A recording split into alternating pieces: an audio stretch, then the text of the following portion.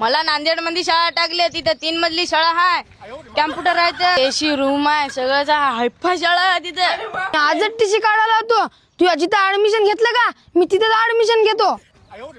बाबा मला तिकडे नांदेडला शाळा टाका. मी हायफाय शाळेत शिक्षण घेतलं ना तर लय मोठा माणूस होईल मी. लय हायफाय शाळेत जातो, रोड गावातल्या शाळेत चल. अरे आलाय का, मोठी हायफाय शाळा माणसाला मोठं करत नाही, माणसाची जिद्द, माणसाची चिकाटी माणसाला मोठं करते, माहित आहे का? अरे शाळा छोटी असो की मोठी असो, माणसाच्या अंगी जिद्द चिकाटी पाहिजे. हे आपल्या गावातल्या शाळेत शिक आणि सिटी मध्ये जाऊन एसी रूम मध्ये बस, मोठा अधिकारी होऊन. चला बस शाळेत नाटक करायला. आपली ही बाबळी शाळा अशी आहे, आपल्या या जवळपासच्या 20-30 खेड्यामधून नावाजलेली शाळा आहे. आज एवढे दुरून दुरून खेड्याचे मुलं येतात. काय येतात की बुवा इथं शिक्षण चांगलं आहे 10वी पर्यंत.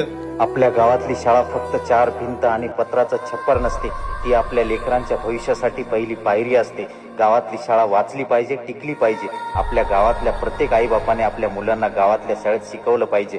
शाळा मोठी इमारतीने नाही तर विद्यार्थ्यांच्या यशाने मोठी होते. गावकऱ्यांनो लक्ष ठेवा, शिक्षक मनापासून शिकवतात का ते बघा.